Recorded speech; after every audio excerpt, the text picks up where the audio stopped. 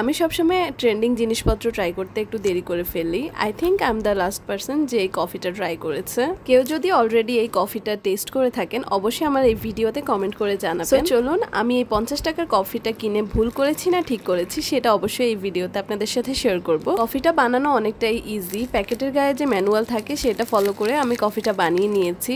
প্রথমে 1 মগ পরিমাণ পানি নিয়েছি যেটা ছিল ফুটন্ত গরম পানি। তারপর বড় প্যাকেটটা আমি এর সাথে অ্যাড করে দিয়েছি, দিয়ে ভালোভাবে মিক্স করে নিতে হবে আর অনেক ভালো পরিমাণে ফোম ক্রিয়েট হবে। এক্সট্রা চিনি, দুধ বা কোনো ধরনের কফি মেট ইউজ করতে হবে না, এটা এমনি ক্রিমি থাকে। এবার আসি টেস্টের বিষয়ে। আমি যেভাবে বানিয়েছি এভাবে আমার একদমই ভালো লাগেনি, পরে আমি এটাকে একটু মডিফাই করেছি। যদিও বা রিয়েল ক্যাপাচিনো এরকমই হয়, কিন্তু আমি এটাকে আবার চুলায় দিয়ে ফুটিয়ে কমিয়ে নিয়েছি, তার সাথে একটু মিল্ক পাউডার অ্যাড করেছি।